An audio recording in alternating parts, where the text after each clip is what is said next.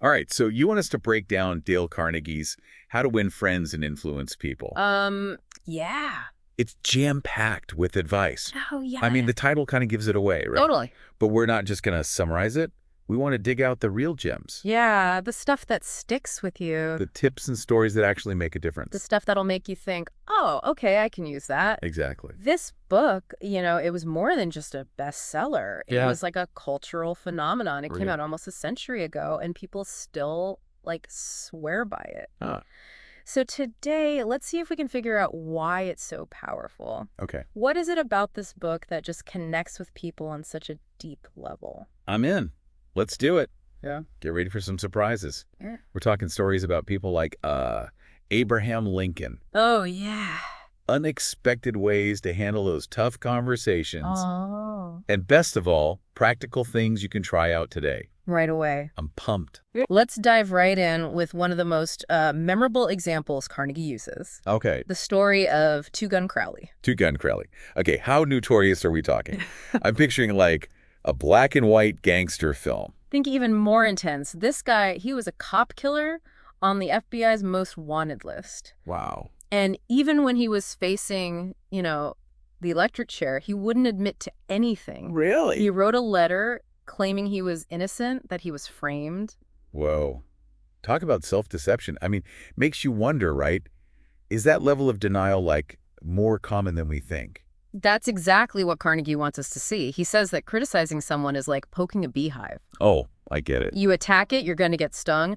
Most people, even criminals, have this need to, justify their actions. It's like a defense mechanism. Right. Hey. And it takes a lot of self-awareness to break that pattern. So how do we, deal with that? How do we handle those situations where someone's obviously wrong, Yeah. but they just can't see it? Well, Carnegie points to Abraham Lincoln as a master at understanding human nature. Lincoln. Very. Interesting. There's a story about how Lincoln was furious with General Meade after Meade failed to capture Lee's army during the Civil War. Oh, yeah. A turning point in the war. High stakes. And Lincoln was so angry, he even wrote this scathing letter just ripping into Meade. I bet. Can you imagine Lincoln letting you have it? Oh, I can't even imagine. So did he send it? No. Yeah. Lincoln realized that publicly humiliating Meade, it wouldn't achieve anything. Right. So he didn't send it. Smart move. And later, he approached Meade with more understanding, Okay. focusing on how they could learn from it and move forward. So choosing understanding over, condemnation. Exactly. That's a powerful lesson, especially for leaders. But honestly, for anyone who deals with difficult people, which is, well, all of us, right? Right. It makes you think, right? Carnegie says that if you want to succeed with people, it's all about working with their nature, not against it. Yeah. And that leads us to what he calls the big secret of influencing others. Oh, I like secrets. Tell me more.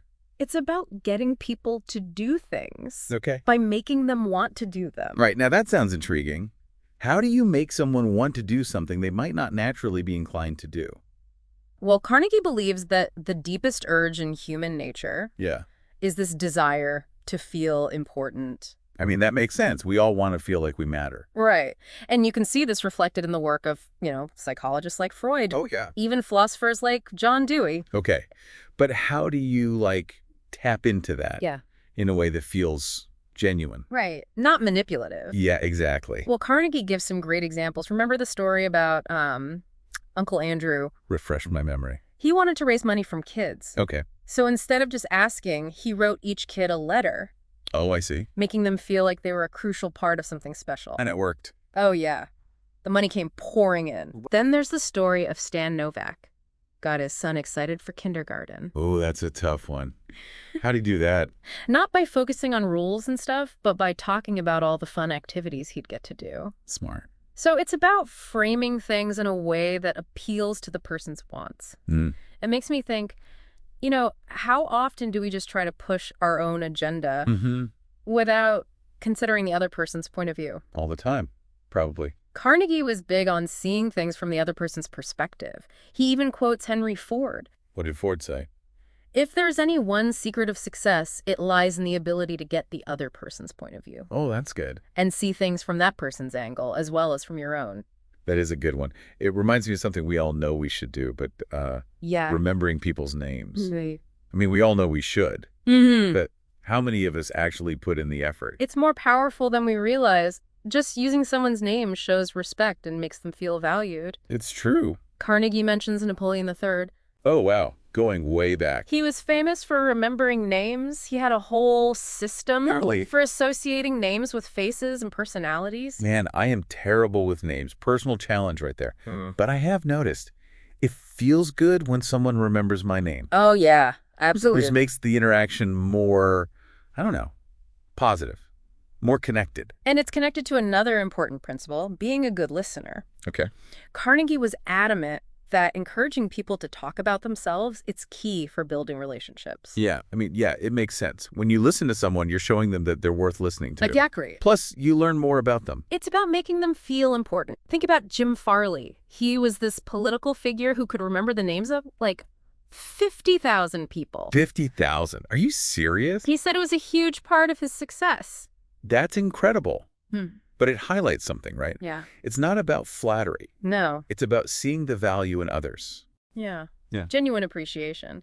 And speaking of appreciation, Carnegie says it has to be sincere. Okay. It's not about throwing compliments around, but about recognizing what makes them special. One of the stories that stuck with me, it was about this elderly aunt who gave her prized Packard, you know, those classic cars, to her nephew. Oh, wow. Just because he genuinely appreciated her. And all the things she had in her life. Beautiful. It shows you how powerful sincere appreciation can be. And the nephew wasn't trying to get anything out of it, you know? He just valued his aunt. Exactly. It wasn't about the car.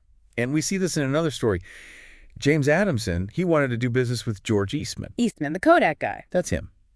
But instead of, launching into a pitch, Adamson started by talking about how much he admired Eastman's office and his charity work. So focusing on what Eastman cared about. Exactly. I bet that went well. Oh, it did. Adamson got a great deal. Yeah. A&D became lifelong friends with Eastman. Wow. So focusing on the other person, showing genuine appreciation, it can lead to some pretty amazing things. Absolutely. But here's the thing, right? Yeah. Shifting our focus from ourselves to others, it's hard. Oh, it is. It takes work. It's way easier said than done. Totally agree. Ooh.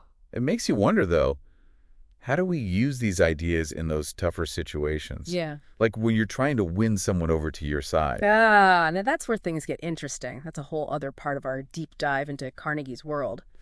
So you want to win someone over to your way of thinking. That's the goal. Carnegie, he actually gives some pretty surprising advice. Really? Like what? He says the best way to win an argument is to avoid it. Wait, really? Avoid arguments. That seems kind of counterintuitive. Yeah. Especially coming from a guy who taught debating. Right. I know. Maybe it's a case of those who can't do, teach, you know? Just kidding. But seriously, he learned from experience. Yeah. Arguments, they rarely change anyone's mind. Oh, I know that feeling. You just end up digging in deeper. Exactly. So how do you persuade someone, without arguing? Yeah, that's the million-dollar question. Well, one of Carnegie's key principles is to respect the other person's opinion. Okay, respect. And never tell them they're wrong. Oh, that's hard. I'd like to be right. I know. It's tough. Yeah. But he tells this story about a salesman, Patrick J. O'Hare. Okay. This guy completely turned his career around when he learned to agree with customers. Even when they were complaining. Even when they were criticizing his product. So instead of getting defensive, he found common ground. Yeah. He'd acknowledge their point of view. And that helped him build rapport. Interesting. It's like taking the wind out of their sails. Right, They're yeah. expecting a fight, and you don't give it to them. It throws them off. It disarms them. Makes them more open to what you have to say. Carnegie tells another great story about how he used this with a tax inspector. A tax inspector. Those guys aren't known for being easygoing. No, they're not. But this guy was being really stubborn. So instead of arguing, Carnegie decided to express appreciation. You mean he complimented the tax man? He even said he wished he had the inspector's job. Whoa. Bold move. But it totally worked. Wrong. Shifted the whole dynamic, turned a potential conflict into a pleasant interaction. It's funny, my instinct is always to push back when someone's being difficult. Yeah, it's natural to want to fight back. But Carnegie's saying you actually get further with honey. That's right. And that brings us to another important point. Okay. If you have to criticize, start with praise. Okay, so a little sugar before the medicine. Exactly. Find something you genuinely admire before you address any issues. Like a compliment sandwich. You got it. But what if you really need to point out a mistake? Well, Carnegie, he actually suggests starting with your own mistakes. Interesting. He learned this from his niece, who was also his secretary. Oh, okay. He was getting frustrated with her work, but then he realized, hey, he was making just as many mistakes. So leading by example, showing humility. Exactly. It helps create a more understanding environment. He also tells a story about this guy who was furious with the dry cleaner. Oh, no. What happened? The dry cleaner had ruined his suit. The guy was ready to explode. But then he took a deep breath and decided to try a different approach. I'm on the edge of my seat. What did he do? He started by acknowledging that he'd made mistakes too. And then he asked the dry cleaner to share his side of the story. Wow. I never would have thought to do that. But it changed everything. The dry cleaner calmed down, admitted the mistake, and offered to fix the suit. That's incredible, just by admitting his own fallibility. It shows you the power of, we're all human. We all mess up sometimes. Exactly. So you've acknowledged your own mistakes. You've created this, more receptive environment. What's next? Lay it on me. Now it's time to arouse enthusiasm. Figure out what motivates the other person and inspire them to take action. Okay, so get them excited. He has this really touching story about a father who was estranged from his son. Oh, wow. During a Dale Carnegie course, the father, he had this realization. Yeah. He needed to take responsibility for his actions, so he apologized to his son publicly. That takes courage. It does. Did they reconcile? They did. That apology, that willingness to change, it allowed them to rebuild their relationship. That's a powerful example. It is. It shows the power of owning your mistakes and showing genuine remorse. Okay, so we see how these principles can work in personal relationships. Yeah. But what about in a professional setting? Carnegie's got examples for that, too. He talks about John D. Rockefeller Jr. During a really intense labor dispute. Oh, wow. He managed to calm everyone down, got them to go back to work. How did he do that? I can't imagine diffusing something like that. Instead of being adversarial, Yeah. he showed empathy, acknowledged the workers' concerns. He Interesting. appealed to their sense of fairness. And it worked. It did. That's some serious emotional intelligence, especially in a high-pressure situation like that. It shows that even when things are tough, you can still find common ground. If you approach it the right way. Exactly. With understanding and respect. It reminds me of that saying, pick your battles. Mm-hmm. It's not about giving in all the time. Right. It's about knowing when to stand firm and when to find a solution that works for everyone. Exactly. Look for win-win solutions whenever you can.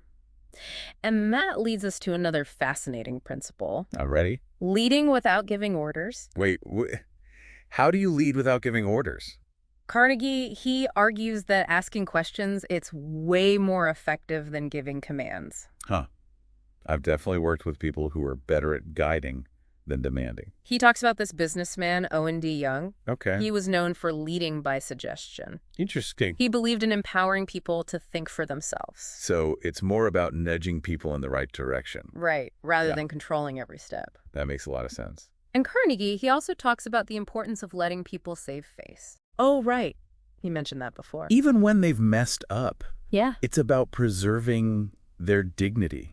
It seems like a really crucial idea. He tells this story about Charles Steinmetz, brilliant engineer at General Electric. Okay. But he was struggling in a leadership role.